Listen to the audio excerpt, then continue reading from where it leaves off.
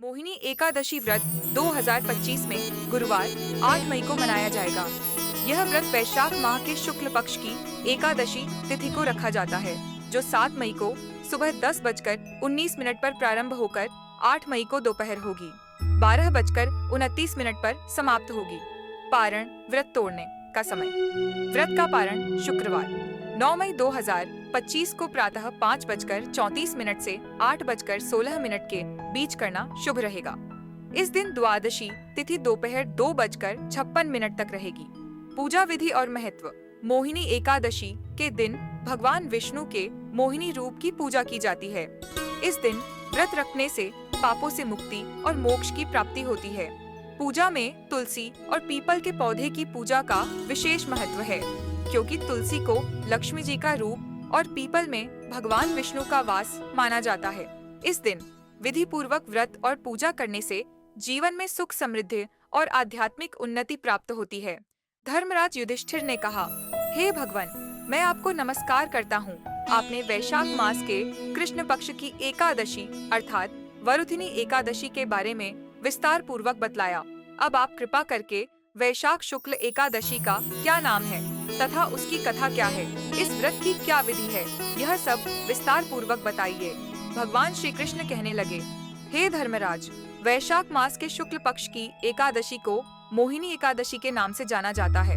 मैं आपसे एक कथा कहता हूँ, जिसे महर्षि वशिष्ठ ने श्री रामचंद्र जी से कही थी। नमस्कार दोस्तों, आज हम आपके मोहिनी एकादशी व्रत कथा लेकर आए हैं। एक समय श्री राम बोले कि हे गुरुदेव, कोई ऐसा व्रत बताइए जिससे समस्त पाप और दुख का नाश हो जाए। मैंने सीता जी के वियोग में बहुत दुख भोगे हैं।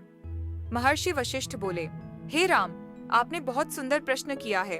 आपकी बुद्धि अत्यंत शुद्ध तथा पवित्र है। यद्यपि आपका नाम स्मरण करने से मनुष्य पवित्र और शुद्ध हो जाता है, तब भी लोकहित में यह प्रश्न अच्छा है। वैशाख मास में जो एकादशी आती है, उसका नाम मोहिनी एकादशी है।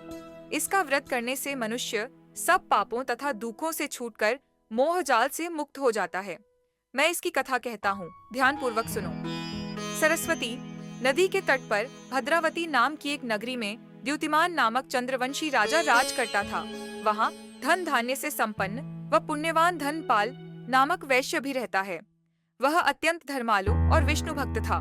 उसने नगर में अनेक भोजनालय, प्याऊ, कुएं, सरोवर, धर्मशाला आदि बनवाए थे। सड़कों पर आम, जामुन, नीम आदि के अनेक वृक्ष भी लगवाए थे। उसके 5 पुत्र थे, सुमना, सद्बुद्धि, मेधावी, सुकृति और धृष्ट बुद्धि। इनमें से 5वां पुत्र धृष्ट बुद्धि महापापी था। वह पितर आदि को नहीं मानता था।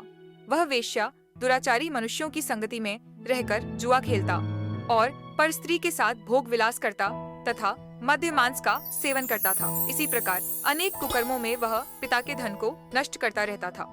इन्हीं कारणों से त्रस्त होकर पिता ने उसे घर से निकाल दिया था। घर से बाहर निकलने के बाद वह अपने गहने एवं कपड़े बेचकर अपना निर्वाह करने लगा। जब सब कुछ नष्ट हो गया तो वेश्या और दुराचारी साथियों ने उसका साथ छोड़ दिया। अब वह भूख प्यास से अति दुखी रहने लगा। कोई सहारा न देख चोरी करना सीख गया। एक बार वह पकड़ा गया तो वैश्य का पुत्र जानकर चेतावनी देकर छोड़ दिया गया, मगर दूसरी बार फिर पकड़ में आ गया। राजा झा से इस बार उसे कारागार में डाल दिया गया। कारागार में उसे अत्यंत दुख दिए गए। बाद में राजा ने उसे नगरी से निकल जाने का कहा। वह नगरी से निकल वन में चला गया। वहाँ वन्य पशु पक्षियों को मारकर खाने लगा। कुछ समय पश्चात वह बहेलिया बन गया और धनुष बाण लेकर पशु पक्षियों को मार मार कर खाने लगा। एक दिन भूख प्यास से व्यथित होकर वह खाने की तलाश में घूमता हुआ कौंडिन्य ऋषि के आश्रम में पहुंच गया। उस समय वैशाख मास था और ऋषि गंगा स्नान कर आ रहे थे।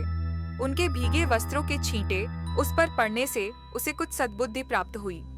वह कौंडिन्य मुनि से हाथ जोड़कर कहने लगा कि हे मुने, मैंने जीवन में बहुत पाप किए हैं। आप इन पापों से छूटने का कोई साधारण बिना धन का उपाय बताइए। उसके दीन वचन सुनकर मुनि ने प्रसन्न होकर कहा कि तुम वैशाख शुक्ल की मोहिनी एकादशी का व्रत करो। इससे अनेक जन्मों के किए हुए मेरु पर्वत जैसे समस्त महापाप भी नष्ट हो जाते हैं। मुनि के वचन सुनकर वह अत्यंत प्रसन्न हुआ और उनके द्वारा बताई गई विधि के अनुसार व्रत किया। हे राम, इस व्रत के प्रभाव से उसके सब पाप नष्ट हो गए और अंत में वह गरुड़ पर बैठकर विष्णु लोक को गया। इस व्रत से मोह आदि सब नष्ट हो जाते हैं। संसार में इस व्रत से श्रेष्ठ कोई व्रत नहीं है। इसके महात्म्य को पढ़ने से अथवा सुनने से 1000 गौदान का फल प्राप्त होता है। जय श्री हरि।